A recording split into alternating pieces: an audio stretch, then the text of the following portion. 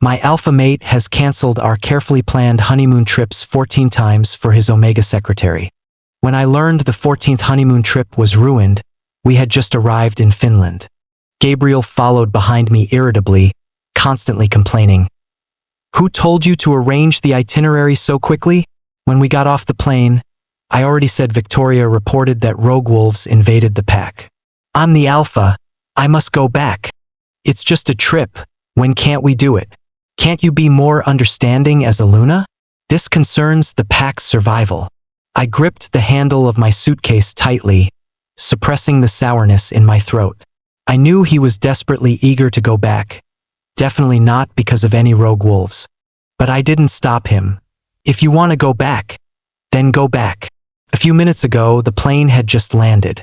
Gabriel took out his phone the moment the plane landed and the network was restored. After connecting, multiple messages popped up. I instinctively looked up, and several messages from the pack's internal group chat pierced my eyes like ice picks. Victoria frantically tagging Gabriel. Alpha, my pet wolf suddenly fell ill. I really don't know what to do. As an Omega, I really can't handle this alone. Below was a glaring response. Don't panic. The Alpha will definitely come back immediately. Don't you know the Alpha cares about you the most? It's just a honeymoon trip. How many times has it been postponed? As for the Luna, she should be used to being left behind by now. Who told our Luna to be such a powerful healer warrior? Unlike Victoria, who's a delicate Omega and naturally needs more care. If you ask me, our Luna is just being idle, thinking about that broken honeymoon trip all year round. Doesn't she know the Alpha's time is precious? How can a Luna keep clinging to the Alpha and delay him from handling pack business? They've been mates for so long, yet she still cares about such formalities. Some people just seek external validation because they're not loved. Seeing these messages, my body became stiff inch by inch, and my mind quickly emptied. So in the eyes of my pack members whom I protected day and night, my expectations and efforts were so cheap and ridiculous. This was our planned 14th honeymoon trip. Every previous time, Gabriel would abandon me halfway for various reasons, and every time it was because of Victoria.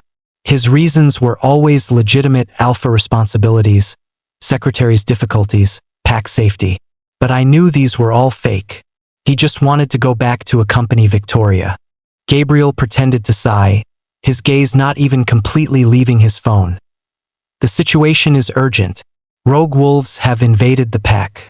We'll talk about the trip next time. My questioning almost burst out. Was it really the pack in crisis? Or was he eager to go back to find his Omega secretary? It finally turned into a suppressed sigh. This time is different. I spent a long time researching and booked restaurants and hotels. You like, can't the elders handle it? The Gammas are all there too. I asked with a trace of humble hope, hoping Gabriel would stay because of this. But he only glanced at me lightly.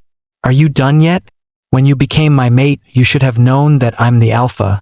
I have my responsibilities. The pack is my first choice.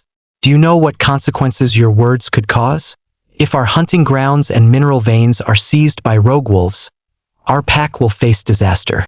His voice was loud, drawing strange looks from around us. Strangers exchanged knowing glances, silently passing judgment that this Luna is too unreasonable. Standing from an observer's perspective, they advised that mates should understand each other, and it's normal for an Alpha to be busy. No one knew how bitter my heart was. No one knew how exhausted my mate made me. So let him go. It's better to let go of things you can't have. Fine, you go. I heard my own dry voice. Sorry to trouble you. Rest at the hotel first and come back tomorrow. I'll buy you a bag when we get home to make up for it.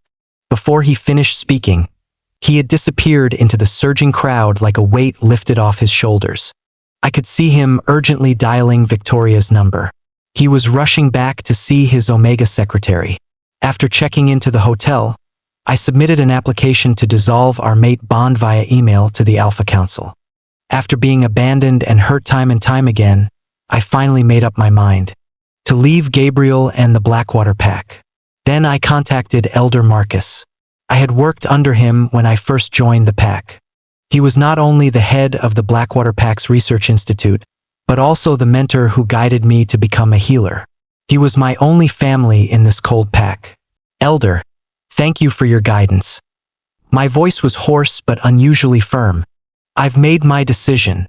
I want to join the Alpha Council's secret project to research anti-silver poisoning potions for werewolves. This is a great undertaking that can benefit the entire werewolf world. I'm willing to live in anonymity and dedicate my life to it.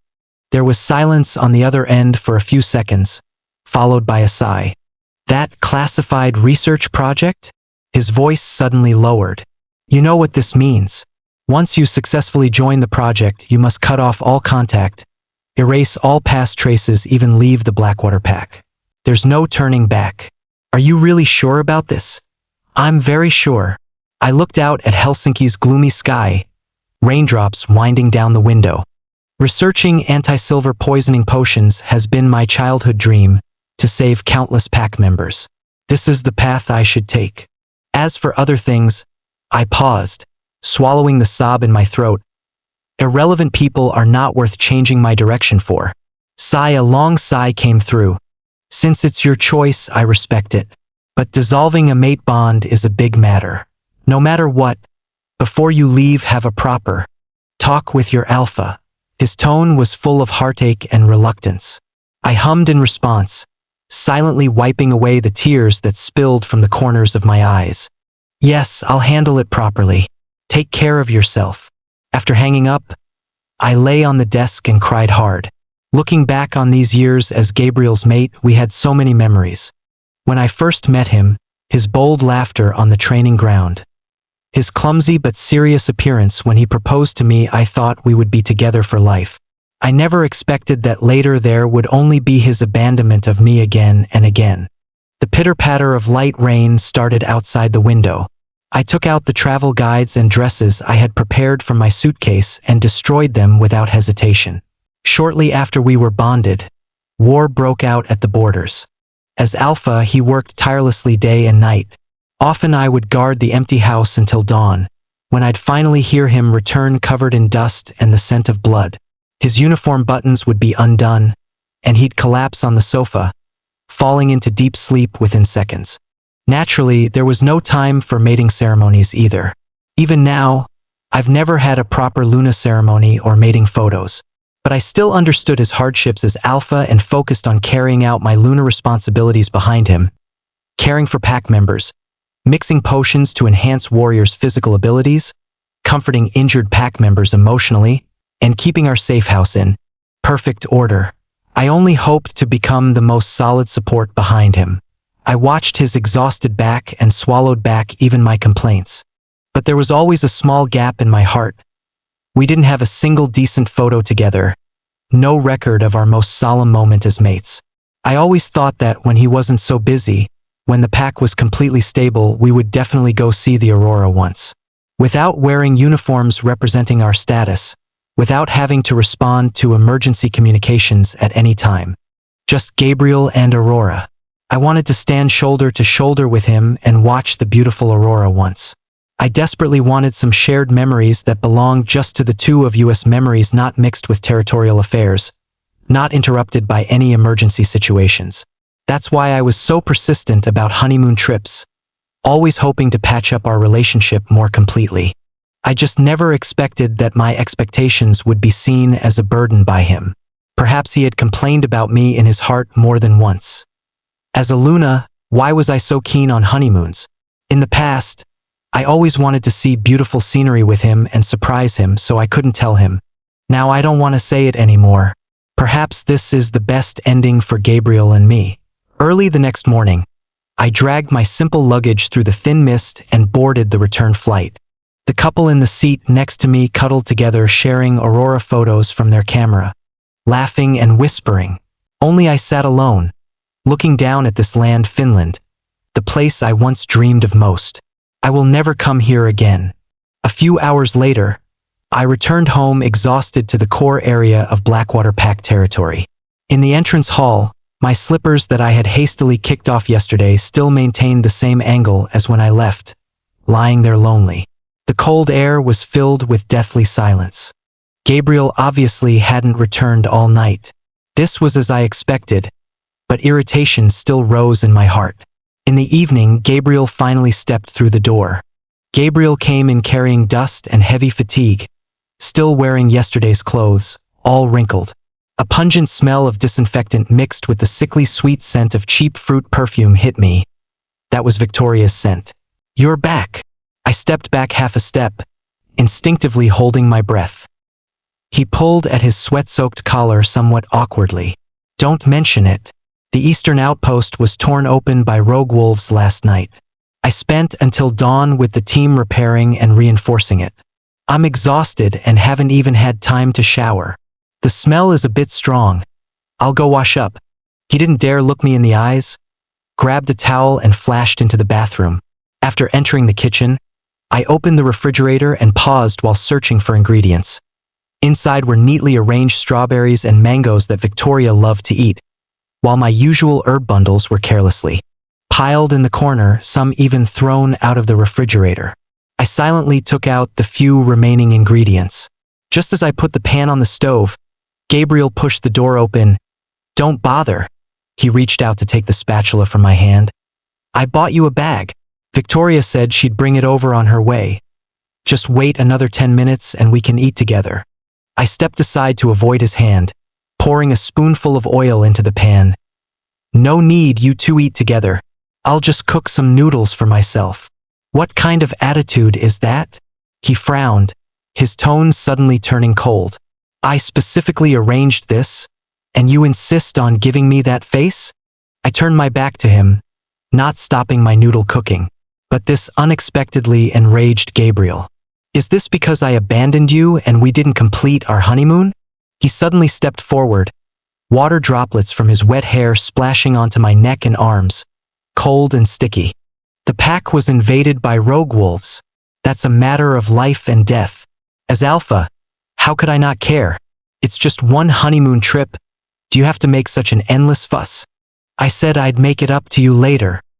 His movements were large, water trickling down his hair and splashing all over me.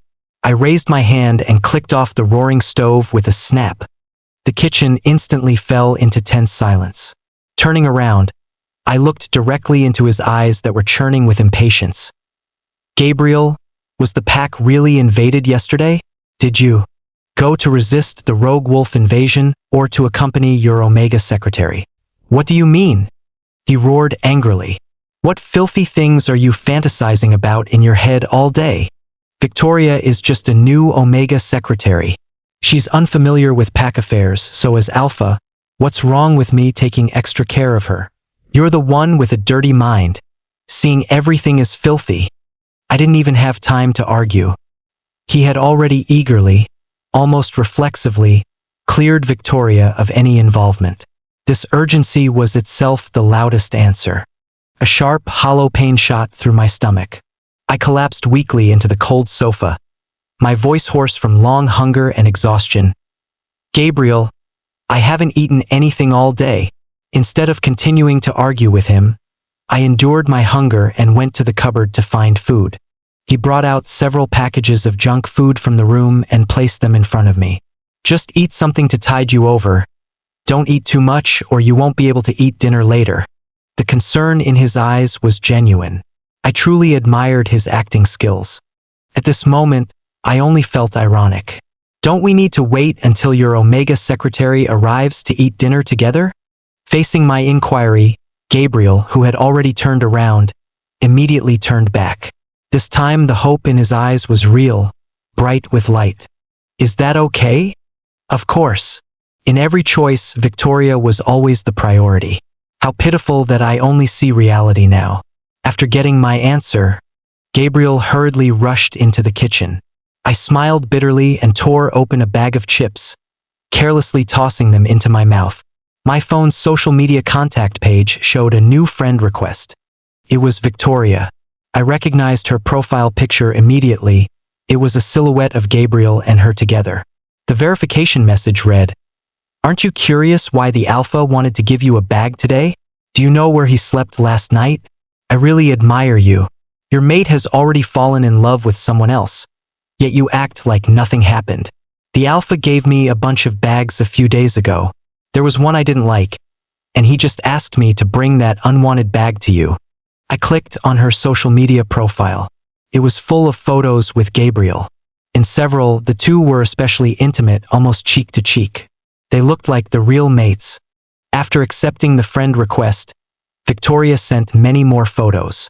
There were pictures of them making heart shapes under rare fireworks, holding hands watching the sunset. Finally, there was a kissing photo and prominently displayed matching rings.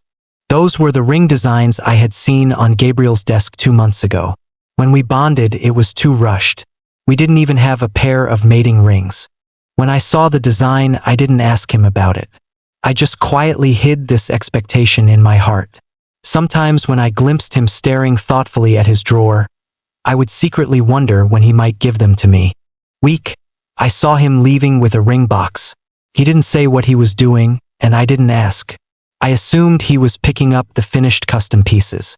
I even secretly planned in my heart what dress to wear when he gave them to me to make them look beautiful. But now, the rings were on someone else's hands, given by him to the person he truly wanted to give them to. Oh my! When the Alpha went to get these rings, I thought they looked perfect on me when I saw them, so I casually asked about them. The Alpha ended up giving them to me. Luna, you're not angry, are you? She sent a bunch of passive-aggressive messages. I closed my phone and ignored them all. It wasn't until complete darkness fell that Victoria finally arrived late, carrying the bag. As soon as she entered, she proactively mentioned adding me as a friend, putting on a pitiful act. Luna, I sent you so many messages. Why didn't you reply? Am I being too annoying? I'm sorry, as the Alpha's secretary. I wanted to get to know the Luna better so I could do my job more effectively. I just wanted to get closer to you and become friends. So I talked a bit too much. She blushed with shame, and Gabriel glared at me before speaking with displeasure. Aurora, why are you being so cold? Victoria is just trying to get close to you. As Luna of the Blackwater Pack, you should be caring for pack members, especially when she's doing it for work. This dinner tasted like chewing wax to me. Victoria seemed particularly happy though. Before leaving, she placed an invitation in front of me. Luna, this is tomorrow's banquet invitation. I negotiated the supply transfer agreement between Blackwater Pack and the Western Territory Packs. The Alpha wants to throw a celebration banquet for me. You absolutely must attend. But the invitation clearly displayed Gabriel's and her names together, looking just like a mating ceremony invitation. However, I didn't have time to dwell on it. Tomorrow I would be leaving to join the Alpha Council's secret research project. I couldn't allow any accidents to happen before then. I'll definitely be there, I calmly agreed. After she left, I hid in the room packing my belongings. Actually, I had spent the entire day organizing everything in the house, throwing all the couple's items Gabriel and I shared into the incinerator. Gabriel sensed something was off and suspiciously walked around the house several times before tentatively asking, "Are you redecorating the house?" Every single detail of this home had been lovingly arranged by me. He didn't suspect anything, nor would he. This was good, it avoided a lot of trouble. I noticed many things were getting old, so I wanted to tidy up. You should rest early. Tonight I'll sleep in the guest room. I still have many things to handle. Gabriel didn't mind and returned to his room early to start selecting tomorrow's banquet attire. Tomorrow was Victoria's big day, and I could tell he took it very seriously. Watching his actions, I only felt desolate. In 4 years of being bonded, Gabriel never cared about our mating ceremony anniversary. For 4 years, I had carefully prepared mate gifts for Gabriel on every anniversary and holiday. Last Valentine's Day, I even spent a year's salary buying him an Alpha pin. The only gift I ever received from my mate was a bag Victoria didn't want. Yet I kept finding luxury item receipts around the house, and I never understood why. Until I saw Victoria's social media. The bags and cosmetics she flaunted had receipts that perfectly matched the ones in Gabriel's belongings. Tears pattered onto the floor. I stubbornly lifted my head. This was the last time. The very last time I would be sad over Gabriel. Then I contacted the leader of the Alpha Council's secret research project and finalized the details of joining. Soon I would be leaving. The next day at noon, I set out alone for the banquet venue. Due to security and privacy concerns, only registered license plates could enter. Gabriel had taken the car early in the morning without bringing me along. Left with no choice, I had to walk in under the scorching sun. As a healer, years of testing experimental medicines on myself had made my body weaker and more sensitive to heat than the average wolf. The brutal May sun made me dizzy all over, and my originally flowing dress clung stickily to my body. "Luna, you finally made it." Victoria ran over to greet me, wearing an elaborate gown that should have belonged exclusively to a Luna. As a secretary, wearing such clothing was extremely presumptuous. She clearly had no right to wear that outfit. Obviously Gabriel had made an exception, allowing her to wear it. "Sorry Luna, today was my fault.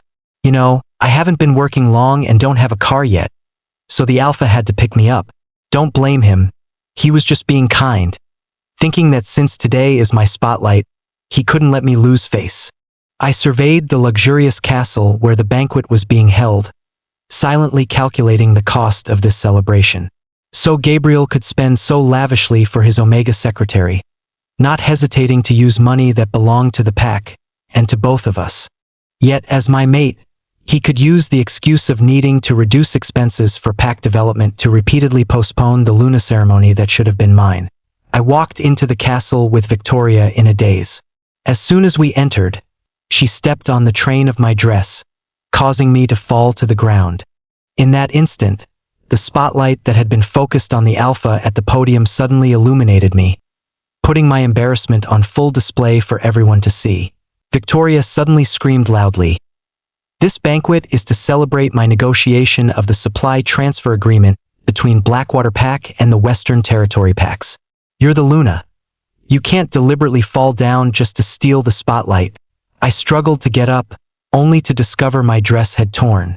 Trying to grab attention this way at such an occasion? That's really desperate. The surrounding pack members were all whispering among themselves. Even though they could see my embarrassment, not a single person came to help me. Gabriel stood beside the podium and frowned, but instead of approaching me, he gestured for his beta assistant to handle it. "As Luna of the Blackwater Pack, can't you be more dignified? Making such a scene at this kind of event." His voice wasn't loud, but it carried clearly to my ears, full of reproach. "Especially at Victoria's celebration banquet. Go stand in the corner and stop embarrassing yourself."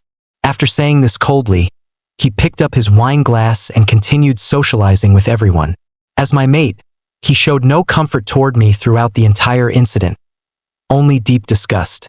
I wrapped my jacket around myself and calmly stood up, walking to the restroom to try fixing my dress. But through the door, I heard people outside discussing Victoria's intelligence and wisdom. She had developed a werewolf strength enhancement potion that could dramatically boost werewolf combat abilities. She used this potion's formula to trade with the Western packs for supplies, which led to signing this supply agreement. The more I listened, the more alarmed I became, because this werewolf strength enhancement potion was my research, something I hadn't even published yet. Today, it had somehow become Victoria's creation. She was just an Omega secretary who had never been involved in potion research. How could she possibly develop a werewolf strength enhancement potion out of thin air? "Why did you give my research results to Victoria?" I found Gabriel and confronted him. He was stunned for a few seconds, then angrily leaned close to my ear and whispered, "What do you mean why? Victoria is an Omega who needs this to establish her position in the pack. You're already Luna. What use is this bit of recognition to you? Besides, I was the one who gave her the formula. I'm the Alpha. Do you have any objections?" I swallowed back the questions on my lips and softly hummed in agreement. "I have no objections. I can give her the research results, and I'll give her this mate too while I'm at it." "What did you say?" Gabriel's fury reached its peak. I took a deep breath and pulled out the mate bond dissolution agreement approved by the Alpha Council from my purse, throwing it in front of him. I said, "I have no objections. I'm giving you to her too. I reject you as my mate." The crowd surged toward us, but most were just watching the drama unfold. "You know what? Our Luna really made something of herself this time. actually daring to make a scene at the banquet. Tell me about it. The only reason we came here was to give them face. Otherwise, a mere secretary wouldn't deserve us lowering ourselves to attend, let alone praise her. With her level of ability, how could she possibly develop a werewolf strength enhancement potion? Anyone can see. That's the Luna's work. Keep your voice down. Even if she doesn't have much ability, she's got strong skills at finding backing. Everyone in the pack knows the alpha would practically tear out his heart and liver for her. The dense chatter was like death by 1,000 cuts to my heart. Gabriel glared fiercely at them, his eyes showing slight guilt. Stop making a scene, Aurora. Whatever it is, let's go home and talk about it. Okay? Give me some face. He lowered his voice and carefully pleaded with me. Victoria also chimed in pitifully. Luna, there's no need to broadcast our private matters everywhere. Whatever it is, please go home and talk it through slowly with the alpha. Okay? If I've affected your relationship with the alpha, then I'd truly be a sinner. As she spoke, she tried to pull me toward her. I irritably stepped back and walked toward the exit without hesitation. No need. You two enjoy your meal. I have things to do, so I'm leaving first. The car I had called was still waiting for me at the entrance. Today's trip was nothing more than coming to settle things with Gabriel, who knew he had prepared such a big surprise for me. But if he wanted it, I wouldn't argue with him over it. As he said, I didn't care about this bit of recognition. Consider it my final gift as his former mate to him and Victoria. The car slowly drove away from the castle. My phone in my pocket rang incessantly. I pretended not to hear it. Only after completely leaving Blackwater Pack territory did I press the power button, destroying all means of contact. Goodbye forever, Gabriel. The banquet guests dispersed in awkward silence. A few who wanted to curry favor with Gabriel forced themselves to linger, only to be burned by the icy, uncomfortable atmosphere radiating from his body. Crazy woman! Gabriel roared, hurling his phone violently to the ground. The screen shattered into a spiderweb of cracks, but he didn't care. From the moment I left until now, Gabriel had sent countless messages and made dozens of calls, all showing no answer. Every single one. Things had spiraled far beyond his control. Gabriel's hands were shaking, and he was beginning to panic in a way he'd never experienced before as Alpha. Victoria was startled by the commotion. She bit her lip and reluctantly approached Gabriel's side, her eyes wide with what looked like genuine fear. Alpha, is the Luna angry? Her voice trembled slightly. Don't fight with her. It's all my fault. I got carried away with a small achievement and made you throw me a banquet. She wrung her hands together, the picture of remorse. The Luna has every right to be angry. Since she's already left, let's cancel this banquet. I don't want the supply agreement either. You can return it to the Luna for me and tell her I'm sorry. I was too greedy. As she finished speaking, she forced a bitter smile and turned to apologize to the surrounding pack members who were still lingering awkwardly. I'm sorry for wasting everyone's time today and making you come all this way. It's my fault. Shame caused her cheeks and ears to flush red. The sight of her distress temporarily broke through Gabriel's anxiety. Whatever my problem was, Gabriel couldn't let Victoria suffer for it. Gabriel stepped in front of Victoria, putting on what he hoped was a perfectly measured smile. His alpha training kicked in automatically. Today's problems were mine, and I disrupted everyone's good time. Let's gather again another time. Gabriel forced himself to maintain composure until the last guest was seen off. Each handshake, each polite goodbye, felt like it lasted an eternity. All Gabriel could think about was getting home to find me. Finally, Gabriel wearily drove Victoria home. This trip was completely different from when they had set out this morning. Gabriel had thought that no matter how angry I was, I would still consider his dignity and wait until the banquet ended. Gabriel had thought today would go exactly according to plan, helping Victoria build her network of connections. How wrong Gabriel had been. I'm sorry, Alpha. When the car stopped outside Victoria's residence, she bowed deeply in shame. This is all because of me. I never should have accepted the banquet. She ran off in embarrassment before Gabriel could respond. Gabriel watched her retreating figure for a moment, then pressed the accelerator harder than necessary. Victoria had calculated perfectly. Normally Gabriel couldn't bear to see her suffer. She had humbled herself so much today that Gabriel would surely chase after her, comfort her, tell her it wasn't her fault. But not today. Today, all Gabriel could think about was my face when I threw that dissolution agreement at him. After waiting for a long time and turning around, Victoria only saw the fading silhouette of Gabriel's car disappearing into the distance. What the hell? She stamped her feet in frustration, then had no choice but to humble herself and send Gabriel a message. But Gabriel didn't see it. Gabriel was already pulling into his driveway, his heart pounding with an urgency he didn't understand. At home, Gabriel angrily turned on the lights, muttering my name under his breath. Aurora, you already ruined the entire banquet today. Aren't you satisfied? Gabriel's voice echoed in the empty hallway. What are you making a fuss about now? Where are you? Where are you hiding? The silence that greeted Gabriel felt wrong. Too complete, too absolute. Gabriel started opening doors one by one, then closing them again. First the living room empty, then the kitchen cold and unused. Our bedroom. The bed was made but something felt off. Gabriel went from anger to confusion to panic with each empty room. Aurora! Gabriel called out, his voice cracking slightly. This isn't funny anymore. Come out. Nothing. There was nothing at all. The enormous house was completely empty. Not only was there no sign of me, but as Gabriel looked more carefully, even all my belongings were gone. My favorite reading chair by the window bare. The small herb garden I maintained on the windowsill cleared out completely. My dresser, every drawer pulled open and empty. How is this possible? Gabriel collapsed to the floor in shock, his legs suddenly unable to support him. This wasn't the first time we had fought.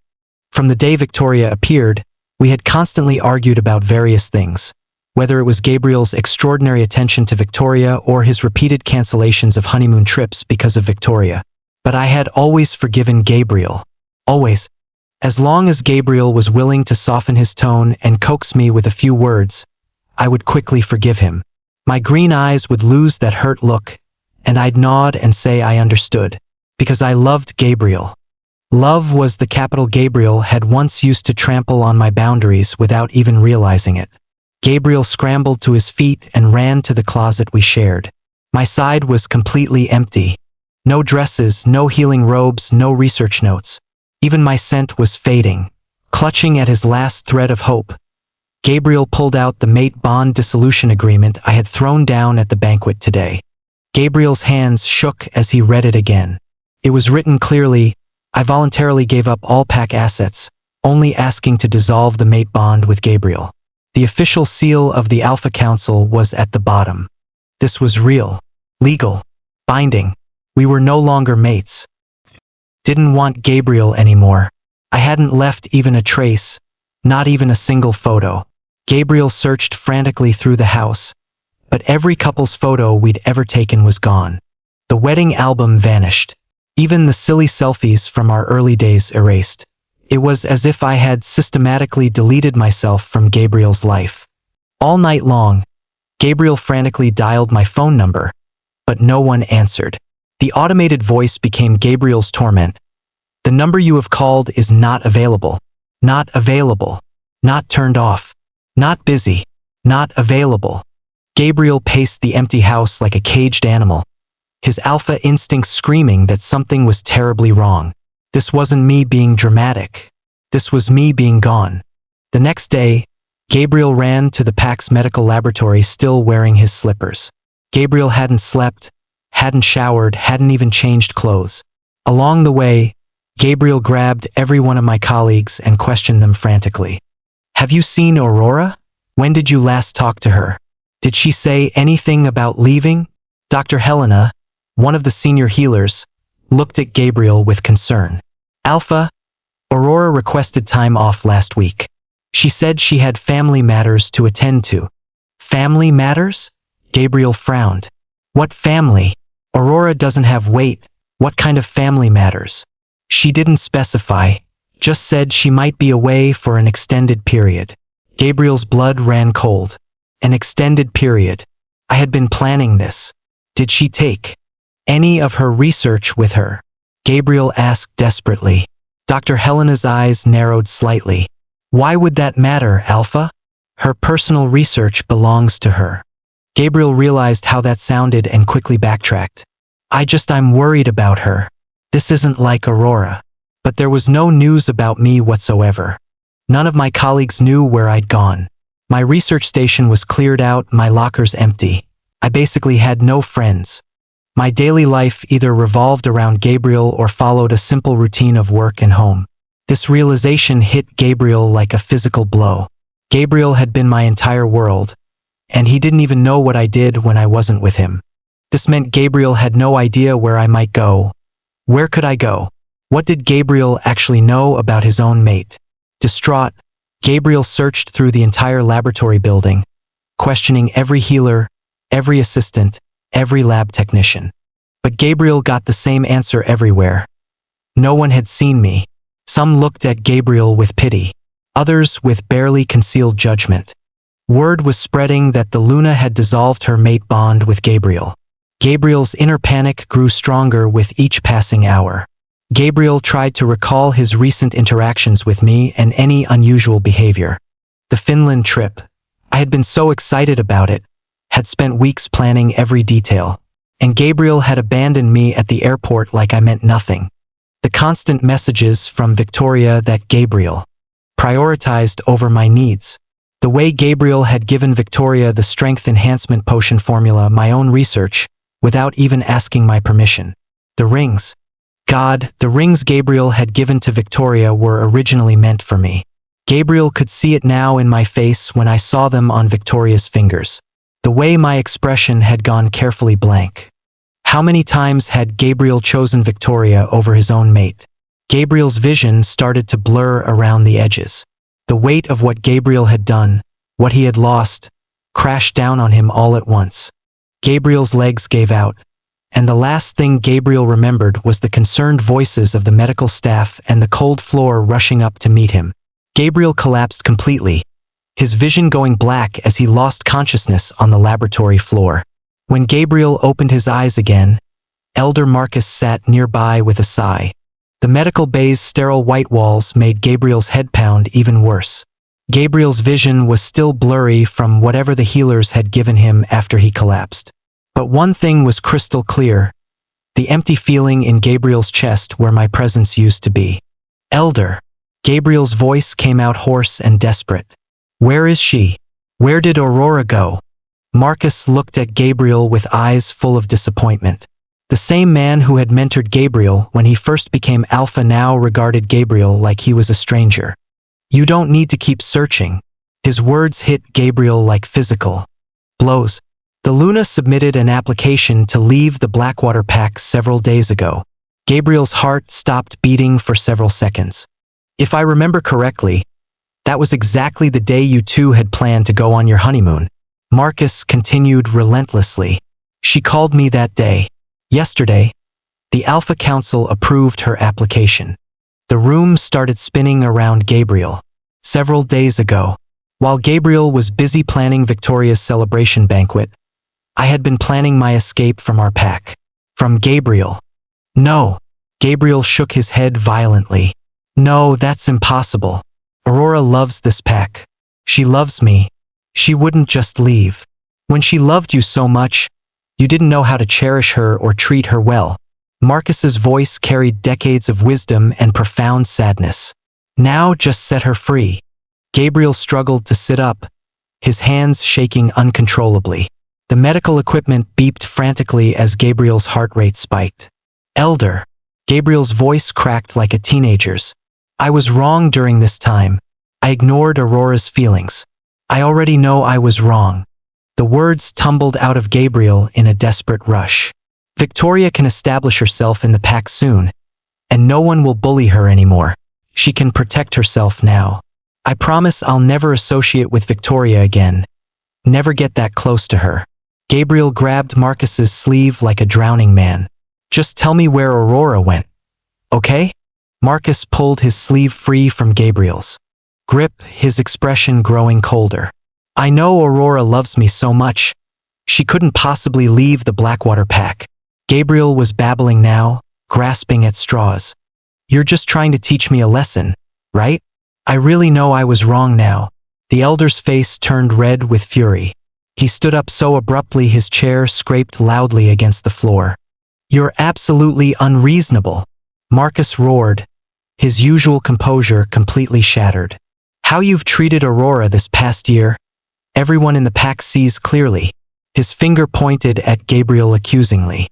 You think you're so great, meeting younger and more vibrant Victoria, and for her sake, you've trampled on Aurora multiple times.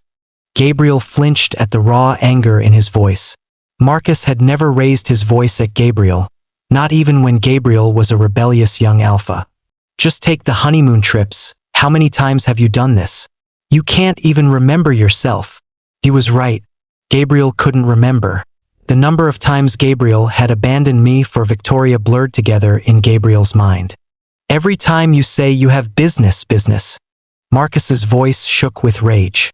Is Victoria a giant baby? Can't she survive without you?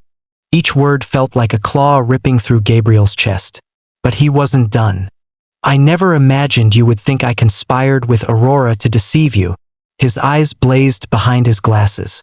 What benefit would that bring me? Gabriel opened his mouth to protest. But no. Words came. Because deep down, Gabriel knew he was right about everything. Dare you say that these past 2 years, you haven't used your alpha status to give Victoria special treatment? Marcus stepped closer, his suppressed fury radiating off him in waves. Gabriel's throat went dry. Gabriel had been so careful to hide it, but apparently not careful enough. That celebration banquet you threw for her, you gave Victoria that set of custom ceremonial robes that only a Luna should wear. His voice dropped to a dangerous whisper. Letting her stand by the main table wearing those robes encrusted with artificial moonstone. That outfit costs more than an ordinary pack member earns in half a year. The memory hit Gabriel like a physical blow. Those robes. Gabriel had ordered them years ago for my Luna ceremony. The ceremony we never had because Gabriel kept postponing it. When Victoria admired them, Gabriel had impulsively given them to her instead.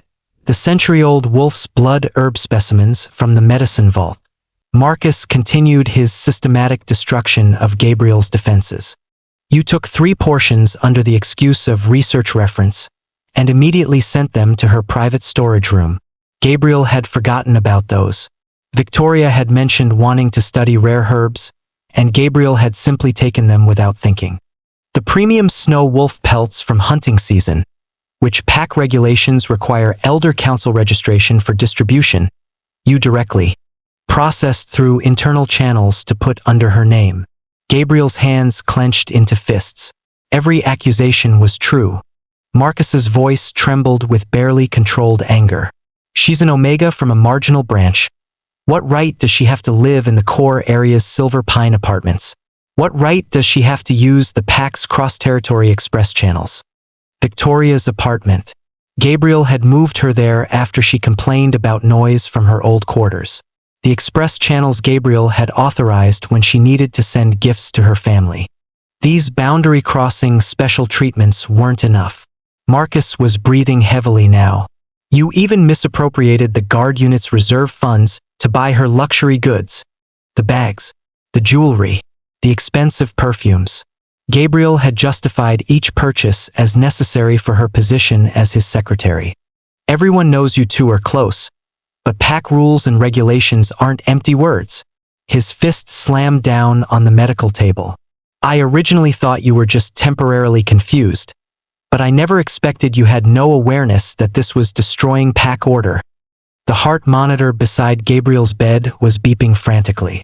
Gabriel's chest felt like it was being crushed by a massive weight.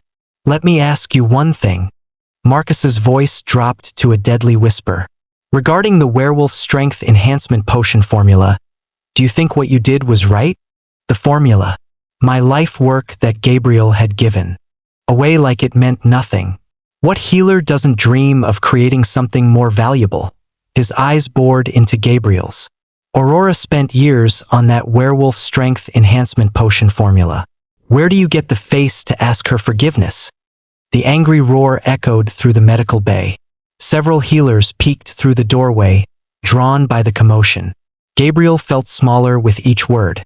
The powerful alpha who commanded respect from hundreds of pack members was reduced to nothing under Marcus's righteous fury. It's just a formula. The words escaped before Gabriel could stop them. With Aurora's talent, she can create even better things. The silence that followed was deafening. Marcus stared at Gabriel like he had grown a second head. Then he started coughing violently, his face turning purple with rage and exertion. Gabriel, you are the alpha of Blackwater Pack. When he recovered his voice, it was filled with pure disbelief. You should know how important the werewolf strength enhancement potion formula is. Gabriel tried to interrupt, but he held up a hand to silence Gabriel. This can enhance the combat abilities of all our pack warriors. Having this means other packs would never dare invade us again. His voice rose with each word. How can you say such things? The magnitude of what Gabriel had done finally started to sink in. That formula wasn't just my research, it was our pack's future security. You used something so important as a gift for your Victoria. Marcus's voice was filled with disgust. Letting her trade it for supplies just so she wouldn't be bullied in the pack. Victoria's triumphant face at the banquet flashed through Gabriel's mind. She had been so proud, so confident. And it was all built on my stolen work. Don't you understand what's more important? Supplies or never being invaded by other packs again? Marcus was shouting now, his composure completely gone. Gabriel tried to stand, to defend himself somehow, but Gabriel's legs wouldn't support him. Leave. Marcus pointed toward the door with a shaking finger. I don't want to hear your excuses anymore. His hands gripped Gabriel's shoulders and pushed Gabriel toward the door with surprising strength for his age. Elder, please. Gabriel started to beg, but he cut Gabriel off. Get out. Just get out. The door slammed shut behind Gabriel with a finality that echoed through the empty hallway. Gabriel stood there for several minutes, staring at the closed door, hoping he might open it and take back his words. But he didn't. The walk back through pack territory felt like a gauntlet. Everywhere Gabriel looked, pack members whispered behind their hands. Their conversations died when they saw Gabriel approaching, only to resume in hushed tones once Gabriel passed. Gabriel caught fragments of their gossip, each snippet like a knife twisting in Gabriel's gut. I told you Victoria and the Alpha were having an affair. An elderly pack member's voice, carried clearly across the courtyard. No matter how good a relationship is, you can't be that intimate every day. Sure enough, they're lovers. Gabriel's steps faltered. Lovers? Victoria and Gabriel had shared some moments, some touches that perhaps crossed boundaries, but they weren't lovers. You think the Luna endured for so long then suddenly disappeared. A younger female voice joined the conversation. Could it be that Victoria got pregnant? After being discovered, she couldn't bear it anymore and left. Pregnant? The word hit Gabriel like a physical blow. Victoria wasn't pregnant. Gabriel knew she wasn't pregnant because nothing like that had happened between them. After all, the Luna hasn't had children all these years. The cruel observation hung in the air like a death sentence. Children. Gabriel and I had talked about having children someday, when the pack was more stable. When Gabriel wasn't so busy. Always someday. Now there would never be a someday. As the rumors spread throughout the day, they grew more elaborate and vicious. By evening, the whispers had evolved into Victoria being several months pregnant with Gabriel's child. Gabriel wanted to correct them, to shout the truth, but what was the truth anymore? That Gabriel had emotionally betrayed his mate with his secretary? That Gabriel had prioritized another woman's needs over his own mates for months? The truth was almost worse than their rumors. Victoria's apartment was buzzing with activity when Gabriel finally tracked her down that evening. She was hosting several pack members, all of them congratulating her on her success with the supply agreements. Through her window, Gabriel could hear her laughter ringing out as someone praised her intelligence and resourcefulness. When she finally answered her door, Her face was flushed with wine and excitement. Alpha! She beamed at Gabriel, then noticed Gabriel's haggard appearance. What's wrong? You look terrible. We need to talk. Gabriel pushed past her into the apartment. Her guests quickly excused themselves, sensing the tension. Once they were alone, Victoria closed the door and turned to face Gabriel with concerned eyes. What's all this talk about you being pregnant? Gabriel demanded without preamble. Victoria's face went completely white. The glass in her hand slipped and crashed to the floor, shattering into dozens of pieces. I don't know where these rumors came from, she whispered, not meeting Gabriel's eyes. People are saying such terrible things. The pack members who had been celebrating with her earlier were long gone, but Gabriel could still hear their voices echoing in the hallway outside. Their whispered conversations followed Gabriel everywhere now, each word a knife twisting in Gabriel's chest. Victoria, Gabriel said slowly, stepping closer to her crouched form. Look at me. She raised her head reluctantly, and Gabriel saw something flicker in her eyes, something calculating. That made Gabriel's stomach turn. I'm telling you one more time. Gabriel deliberately raised his voice, hoping the gossiping pack members outside could hear every word clearly. All my help for you was only based on you being my secretary. I only have the care for pack members toward you. Please don't cross the line. Gabriel's alpha authority rang through the apartment, but instead of backing down, Victoria's expression crumpled into tears. It's not like that, Alpha.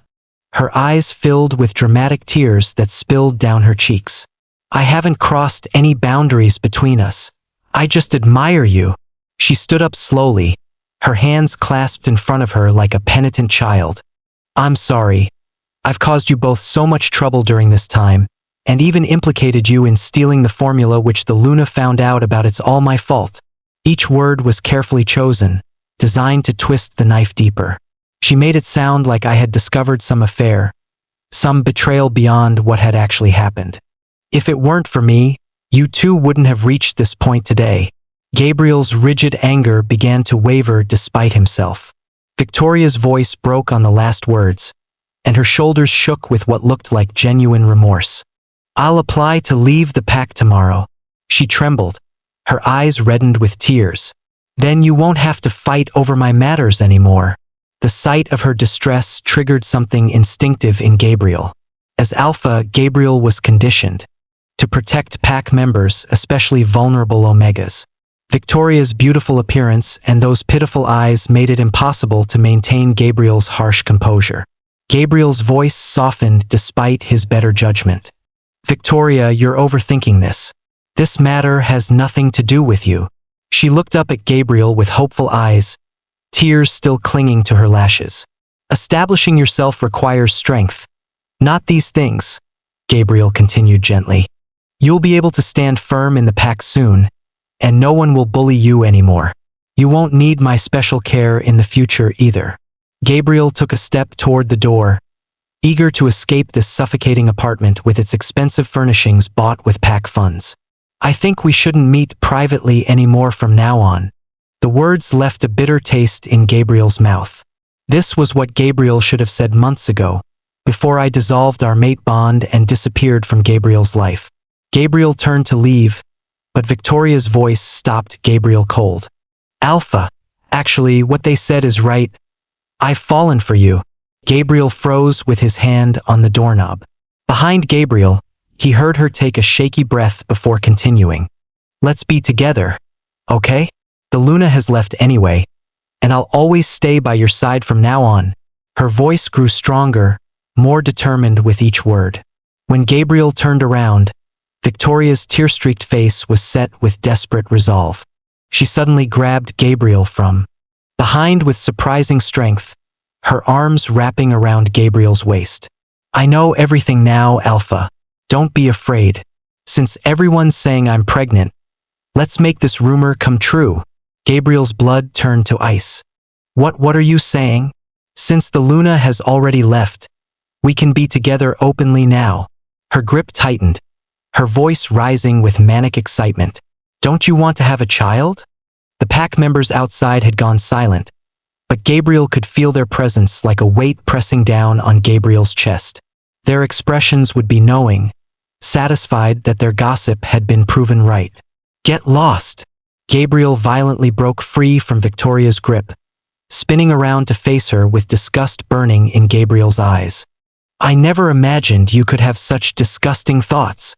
Victoria staggered backward from the force of Gabriel's rejection. But instead of shame, Gabriel saw something cold and calculating flash across her features. The innocent mask was finally slipping. I never imagined you could have such disgusting thoughts, Gabriel repeated, his voice shaking with rage and revulsion. But as the words left Gabriel's mouth, memories began flooding back with crystal clarity. Moments Gabriel had dismissed, rationalized, or ignored completely.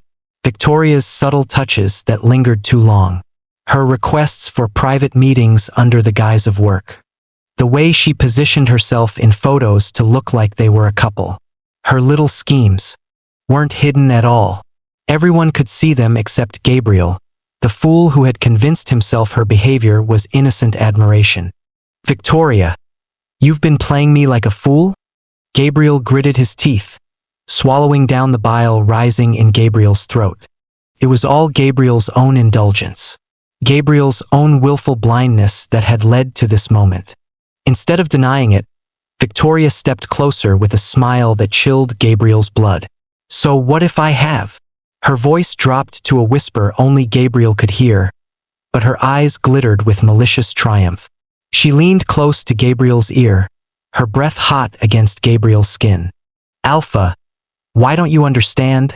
Think about it, over these past 2 years, in everyone else's eyes, we've done everything a couple should do. How many pack members despise your behavior? After all, you're an alpha who already had a mate.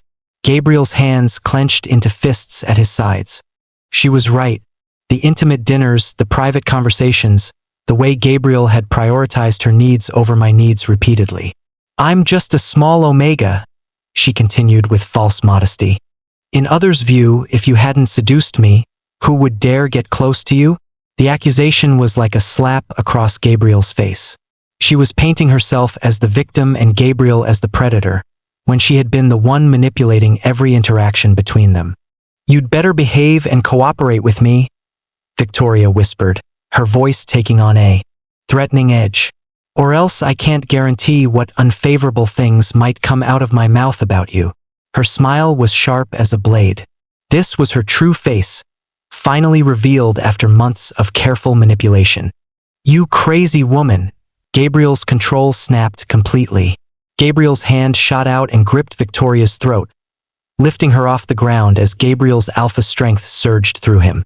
Gabriel's fingertips extended into sharp claws that broke through her delicate skin, pressing her against the wall with enough force to crack the plaster.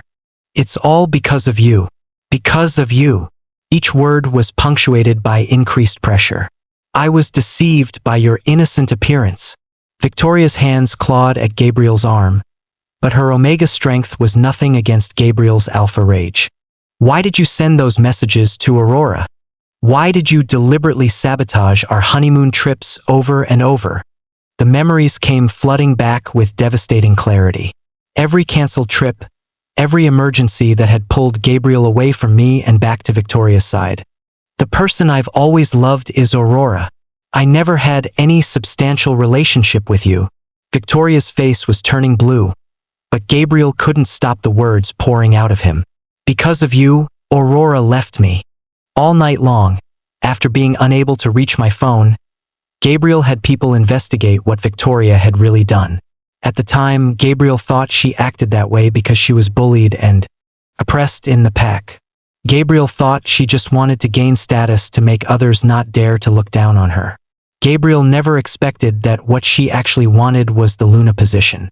Gabriel's position. My life. The image of my face when I threw the dissolution papers at Gabriel burned in Gabriel's memory.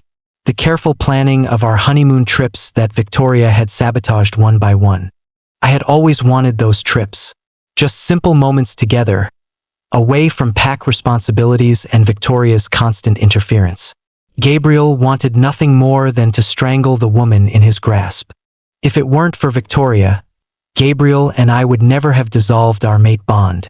Victoria's struggles grew weaker, her face darkening from lack of oxygen. Only when Gabriel felt her body going limp did Gabriel finally release her. She collapsed to the floor, gasping and choking, her hands clutching her bruised throat. Just as she thought she was free and slowly breathed a sigh of relief, Gabriel turned to his beta who had been waiting silently by the door. "Throw her into my private dungeons," Gabriel said coldly, his voice completely devoid of emotion. "Don't let her die too quickly." Victoria's eyes went wide with terror as the beta stepped forward. "No, please, Alpha." Her desperate pleas were cut off as the beta hauled her to her feet, her expensive dress tearing in his grip. "Gabriel, you can't do this. People will ask questions." But Gabriel had already turned away, his decision final. "Tell anyone who asks that she requested a transfer to handle classified pack business. Indefinitely." The last thing Gabriel heard was Victoria's scream echoing down the hallway as the beta dragged her away. Victoria was awakened by pain throughout her body, her consciousness slowly returning like a tide, bringing nothing but agony. The first thing Victoria noticed was the smell. Damp stone, rust, and something else Victoria didn't want to identify. Looking around in terror, Victoria realized she was in what could only be described as a living hell. The walls were rough stone that scraped Victoria's skin whenever she moved. Iron shackles bound Victoria's wrists and ankles, the metal cold and unforgiving against Victoria's flesh. This was Gabriel's private dungeon. Victoria had heard whispers of its existence but never imagined Victoria would see it from the inside. Every day before dawn, piercing whistle sounds would cut through the silence like knives, jolting Victoria from whatever fitful sleep Victoria had managed to find. The whistle was just the beginning of the nightmares. First came the whips, leather straps that cut through Victoria's skin with surgical precision. The wielder was always masked, always silent, following Gabriel's instructions to the letter. Then the electric shocks, jolts of white-hot pain that made Victoria's muscles seize and Victoria's vision blur. Fire burns came next, small flames held just close enough to Victoria's skin to scar, without causing permanent damage. Each torture was carefully calibrated to cause maximum suffering while keeping Victoria alive. Every night, just when Victoria thought she might finally slip into unconsciousness and escape the pain, healers would arrive. They treated Victoria's wounds with clinical efficiency, ensuring Victoria wouldn't die from blood loss or infection. Their hands were gentle but their eyes were cold, following orders without question. The worst part was the injections. Silver-containing serums pumped directly into Victoria's bloodstream, burning through Victoria's veins like liquid fire. The silver poisoned Victoria's wolf side, making it impossible to heal naturally or shift for relief. Every day Victoria only hoped to die quickly so Victoria wouldn't suffer so much anymore. But Gabriel had been very specific in his instructions. Don't let her die too quickly. Victoria was trapped in an endless cycle of torture, healing, and torture again. Victoria's beauty, Victoria's greatest weapon, was slowly being stripped away along with Victoria's sanity. In Victoria's delirium, Victoria sometimes imagined she could hear my voice, calm and professional, giving medical advice to the healers who kept Victoria alive. Make sure the silver concentration doesn't exceed toxicity levels. We need her conscious for the Alpha's questioning. But that was impossible. I was gone, disappeared into whatever new life I had built without Gabriel. Without any of them. The airplane descended through thick clouds, revealing the snow-covered landscape of Finland below. Gabriel's hands gripped the armrests as familiar pain shot through Gabriel's chest. The same pain that had been growing stronger each day since I left. Helsinki airport looked exactly as it had 5 years ago. The same gates, the same cold Nordic light filtering through enormous windows. But this time, Gabriel walked through those corridors alone. Gabriel had come here searching for something. Some trace of me, some memory we might have shared if Gabriel hadn't been such a fool. This was the destination we had agreed upon when we were courting. A promise Gabriel had never fulfilled. The hotel room Gabriel booked was small but cozy. Through the window, Gabriel could see the preparations for Aurora season beginning. Tourists gathered with cameras and hopeful expressions, waiting for nature's most beautiful light show. I had wanted to see this so badly. I had researched the best viewing spots, planned our entire itinerary around the aurora forecast. Gabriel remembered finding my travel guides scattered across our kitchen table, each page marked with careful notes in my precise handwriting. Gabriel, did you know the aurora appears when solar particles collide with Earth's magnetic field? I had said excitedly, showing Gabriel photographs of green lights dancing across star-filled skies. It's like nature's own healing light. I thought it would be perfect for us. Gabriel had barely looked up from his phone. Some message from Victoria about pack business that couldn't wait. Now Gabriel stood in that hotel room, finally seeing what I had wanted to share with Gabriel. But I wasn't here to see it. The first night, Gabriel sat by the window until dawn, watching the sky. No aurora appeared. Just like our honeymoon trips, beautiful possibilities that never came to pass. On the second night, the hotel staff informed guests that conditions were perfect. The aurora would definitely appear around midnight. Gabriel bundled into warm clothes and joined the small crowd gathered on the hotel's observation deck. Families huddled together, couples holding hands, solo travelers with expensive cameras. Everyone waiting for magic. At exactly 11:47 p.m., it began. First, a faint green glow appeared on the horizon. Then ribbons of light started dancing across the black sky. Green, purple, blue colors that seemed impossible in nature but were somehow perfectly real. The other viewers gasped and pointed. Children squealed with delight. Lovers pulled each other closer. Gabriel stood alone, watching my dream finally come true without me. The lights swirled and pulsed overhead like living things. They moved with a rhythm that seemed almost musical. For a moment, Gabriel could see why I had been so enchanted by this phenomenon. It was healing light, just as I had said. The aurora represented hope, renewal, the beauty that could emerge from cosmic collision and chaos. But as Gabriel watched those dancing lights, a different kind of pain exploded through Gabriel's chest. Much stronger than before, much more dangerous. Gabriel doubled over, gasping. Black spots appeared in Gabriel's vision. The aurora lights above seemed to dim and blur as agony consumed Gabriel's entire torso. Gabriel's hand flew to his chest, pressing against the source of the pain. This wasn't the usual discomfort Gabriel had been experiencing. This felt like something vital was tearing apart inside Gabriel. A mouthful of liquid filled Gabriel's throat. When Gabriel coughed, black blood splattered across the pristine white snow at Gabriel's feet. The other aurora watchers backed away in alarm. Someone shouted for a doctor, but their voices sounded far away and distorted. The wolf poison. The injury Gabriel had sustained years ago when Gabriel first became alpha, fighting border wars to protect our territory. I had been using my healing abilities to suppress the poison in Gabriel's system all this time. But I was gone now. Had been gone for 5 years. Without my constant healing touch, without my carefully mixed medicines, the poison was finally claiming its due. Gabriel's vision went completely black. The last thing Gabriel remembered was the sound of aurora watchers screaming as Gabriel collapsed onto the frozen ground. When Gabriel awakened, harsh hospital lights burned Gabriel's eyes. Everything smelled of disinfectant and sterile equipment. Bedside mirror showed the damage clearly. At Gabriel's temples, several strands of stark white hair stood out against Gabriel's dark locks, the unmistakable sign of wolf poison invasion. The Finnish doctor spoke broken English, explaining Gabriel's condition with clinical detachment. Very serious poisoning, silver-based toxin. We stabilize for now, but you need specialized treatment. Gabriel knew what specialized treatment meant. Gabriel needed my healing abilities. Gabriel needed the medicines I used to brew specifically for Gabriel's condition. But I was somewhere in the world, working on research that would save countless werewolves. Research far more important than saving the alpha who had thrown me away. Gabriel appeared at Marcus's office door 3 days after returning from Finland. Gabriel looked like death itself, pale skin, sunken eyes, those white streaks in Gabriel's hair growing more prominent by the hour.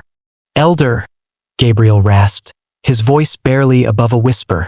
Please, tell me where Aurora is. Marcus set down his research papers and studied Gabriel's haggard face. 5 years of searching had reduced the once proud Alpha to this broken shell of a man. You've been asking the same question for 5 years, Marcus said gently. My answer hasn't changed. Gabriel collapsed into the chair across from Marcus's desk. Gabriel's hands trembled as Gabriel tried to maintain composure. The wolf poison is spreading faster now. The doctors say I have weeks, maybe days if I don't get proper treatment. Gabriel's admission hung heavy in the air between them. They both knew what proper treatment meant. Gabriel. Marcus leaned forward, his voice filled with the weight of years. Even if I told you where Aurora was, what would be the point? Gabriel's desperate eyes met Marcus's. She could save me. Her healing abilities, her knowledge of wolf poison treatment. She's the only one who can. Stop. Marcus held up his hand. Just stop.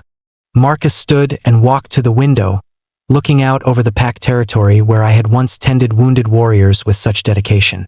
Do you know what Aurora is doing now? Marcus asked without turning around.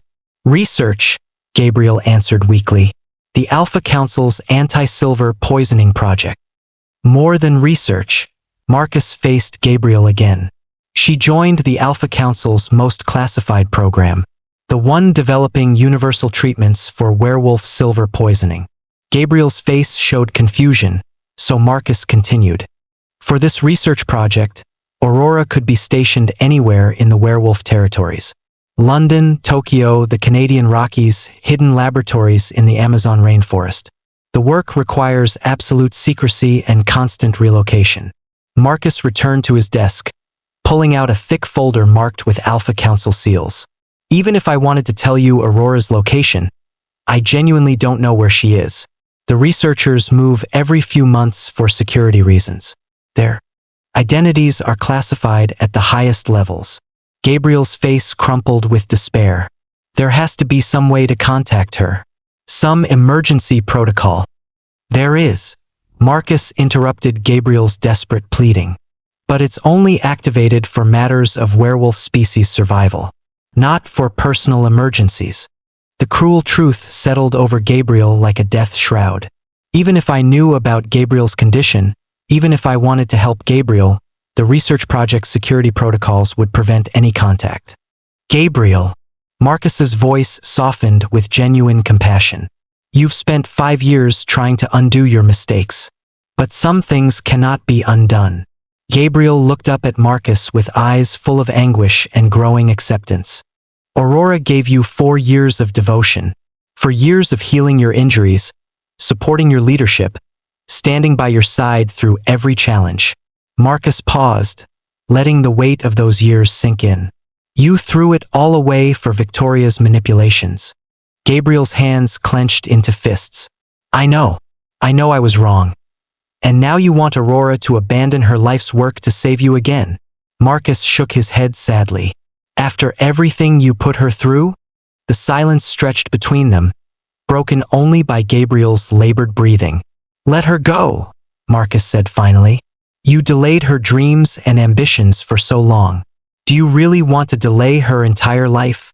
Gabriel closed his eyes, and Marcus saw tears slip down Gabriel's cheeks. When Gabriel opened them again, something had changed in Gabriel's expression. The desperate hunger was still there, but underneath it was something that looked almost like acceptance. She's happy? Gabriel asked quietly. According to the reports I receive, Marcus said truthfully, Aurora has found her calling. The work she's doing will save thousands of werewolf lives. She's respected, valued, and making the kind of difference she always dreamed about. Gabriel nodded slowly, more tears falling. Good. That's good. Gabriel stood on unsteady legs, using the chair for support.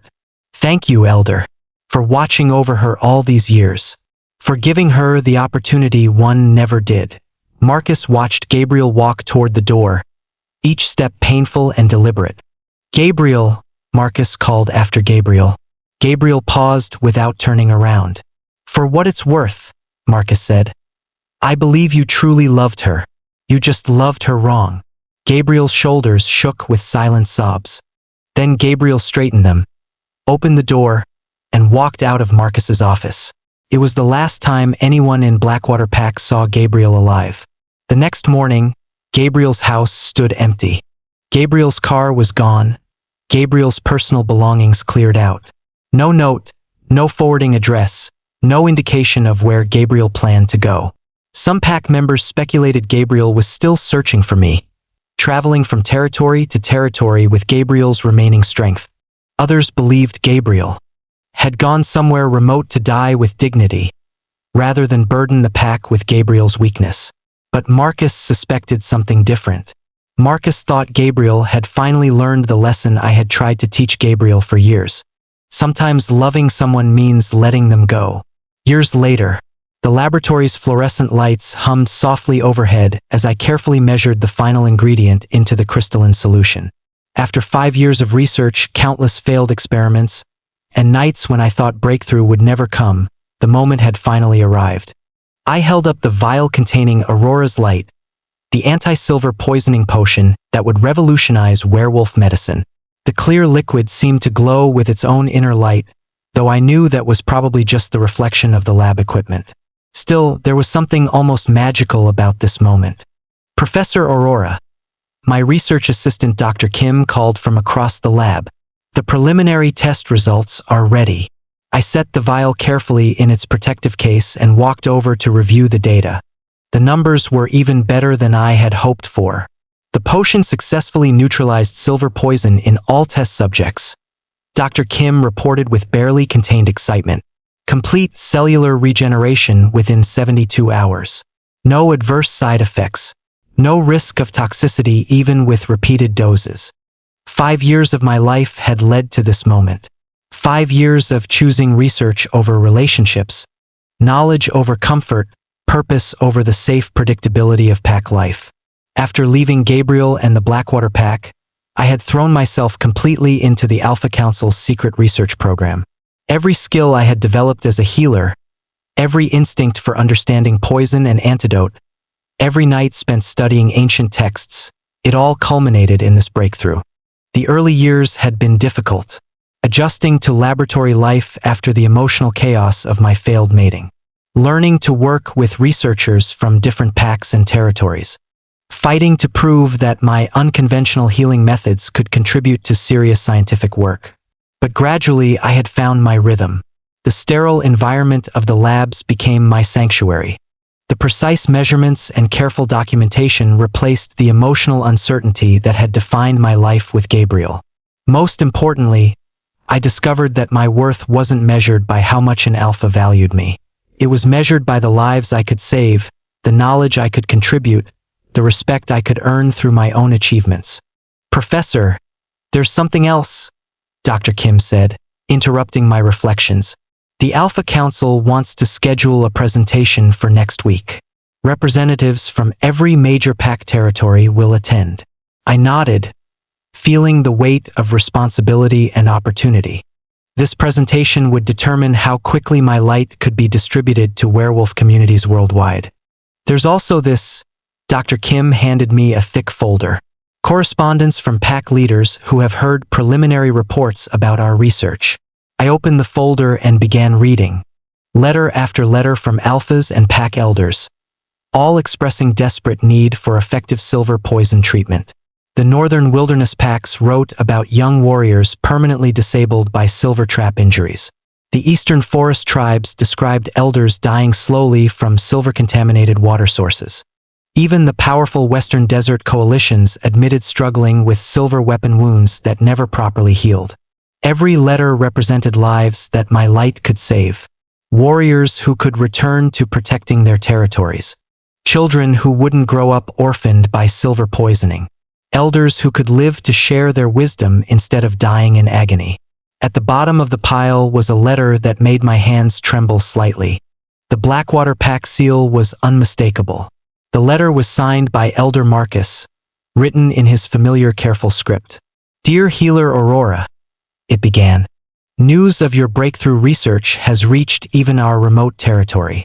The entire Blackwater Pack sends congratulations and gratitude for your service to the werewolf community." He continued with updates about pack members I had once healed, former colleagues who asked to be remembered to me. But then his tone shifted. "I must inform you of developments regarding your former mate, Gabriel. Disappeared from pack territory over a year ago. The circumstances suggest he was suffering from advanced wolf poison, the same injury you once treated for him continuously. His current whereabouts and condition remain unknown." I set the letter down with steady hands.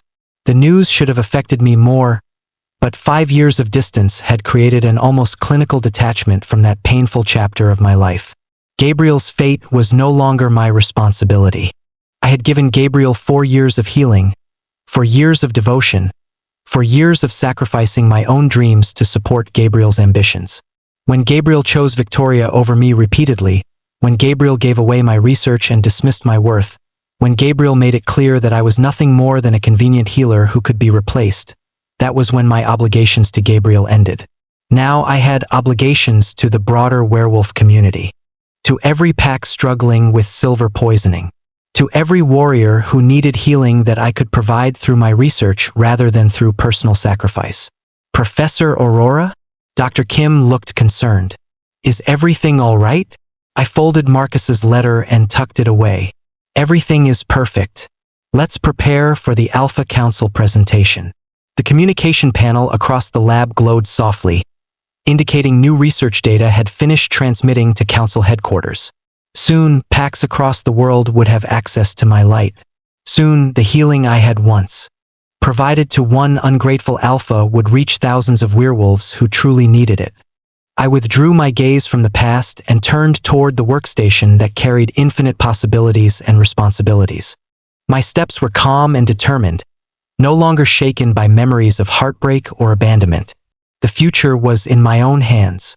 Those tears swallowed alone in that Helsinki hotel, those late nights pierced by Victoria's social media posts, that humiliation and heartbreak endured at the banquet, all had transformed into nourishing power for my journey forward.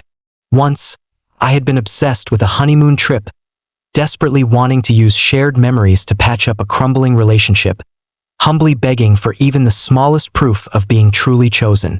Now, I no longer needed to prove my worth to anyone, nor depend on anyone's reflected glory.